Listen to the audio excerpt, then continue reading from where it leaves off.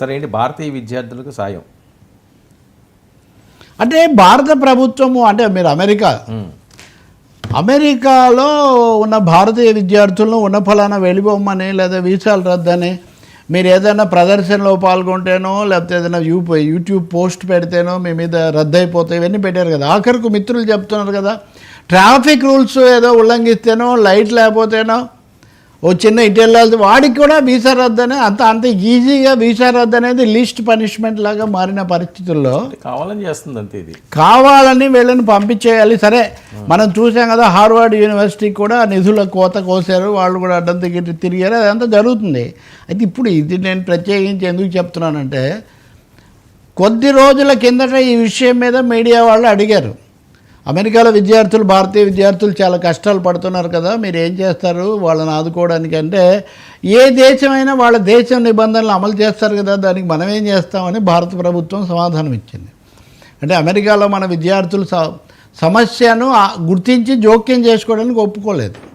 కానీ నిన్న మటుకు భారత ప్రభుత్వం తరఫున మాట్లాడిన విదేశాంగ శాఖ ప్రతినిధి, మేము వీటిని గమనిస్తున్నాము, వాళ్ళకు ఏ విషయమైనా మేము సహాయం చేయడానికి సిద్ధంగా తగిన ఏర్పాట్లు చేస్తున్నాము, చట్టబద్ధంగా ఏమేం కావాలో వాళ్ళు మమ్మల్ని అప్రోచ్ కావచ్చు అని అంటే మొదటిసారిగా గుర్తిస్తున్నారు. భారత ప్రభుత్వం ట్రంప్ రిజిమ్కు ట్రంప్ ప్రభుత్వానికి ఆగ్రహం వస్తుందేమో అనే కారణాల వల్ల ఒక అడుగు వెనక్కేసి అసలు ఏమీ గజం మిథ్య పలాయన మిథ్య అన్నట్టుగా సమస్య లేదు, ఈ టారిఫ్లు మాకు ఏం తీవ్రం కాదు అని చెప్పిన భారతదేశం కూడా ఇప్పుడు సమస్యను గుర్తిస్తూ ఉన్నది. రెండవది చైనాతో కూడా ఈ మధ్య వెళ్ళి మాట్లాడడం సత్సంబంధాలు. ఈరోజు నిర్మలా సీతారామన్ వ్యాఖ్యలు కూడా వచ్చాయి, ఇవన్నీ కుదరవని. ఎందుకు ఇదంతా జరుగుతుందంటే వర్మ, ట్రంప్ నిన్న మాట్లాడుతూ భారతదేశం కోరుకుంటున్నటువంటి బైలాటరల్ ట్రేడ్ టాక్స్ ద్వైపాక్షిక వ్యాపార చర్చలకు హడావుడేం లేదు అన్నాడంట. అంటే మేము ఎంత సమయం ఇస్తున్నాం, మేము ఎంత లొంగి ఒదిగి ఉన్నా ట్రంప్ గారికి ఏమీ చలనం లేదు, కాబట్టి ఎంతో కొంత మన ప్రజల్లోనేమో ఒక నిరసన వస్తుంది.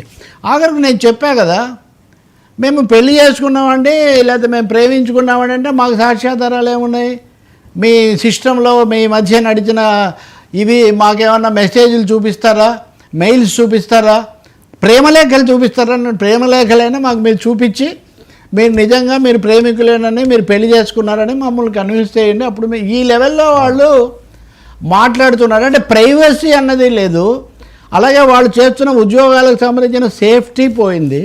ఇలాంటి పరిస్థితుల్లో భారతదేశం అనివార్యంగా జోక్యం చేసుకోవాల్సిన ఒక పరిస్థితికి నెట్టబడింది అని మనం గుర్తించాల్సి వస్తుంది.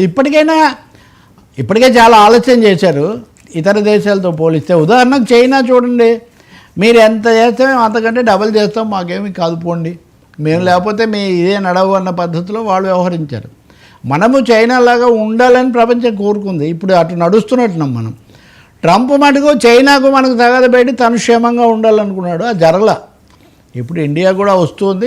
ఇది నిజంగా జోక్యం చేసుకొని సహాయం చేయాలని చెప్పి మనం కోరుకోవాలి. అది ఆ విషయంలో అనేక దశల్లో జరుగుతుంది. ఇది హక్కులకు సంబంధించి కూడా జరుగుతుంది, వీసాలు, వృద్ధులు కూడా.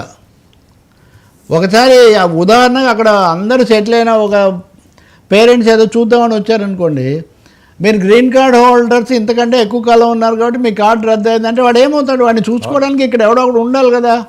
చాలామంది అంటారు వేరే దేశంలో, మేము వేరే దేశం మానవులం కదా బేసిక్గా. అసలు స్టాచ్యూ ఆఫ్ లిబర్టీ ఎందుకు వచ్చిందంటే, అమెరికా స్వతంత్రం వచ్చిన తర్వాత ఫ్రెంచ్ విప్లవం జయప్రదమైంది, స్వేచ్ఛ సౌభ్రాతృత్వం సహోదరత్వం అన్న దానికి సింబల్గా పంపించారు, మా తర్వాత మీరే అని. కాబట్టి భారతదేశం కూడా నిలదొక్కుంటే ప్రపంచం సంతోషిస్తుంది. సార్ మళ్ళీ పాకిస్తాన్ తగాదాలు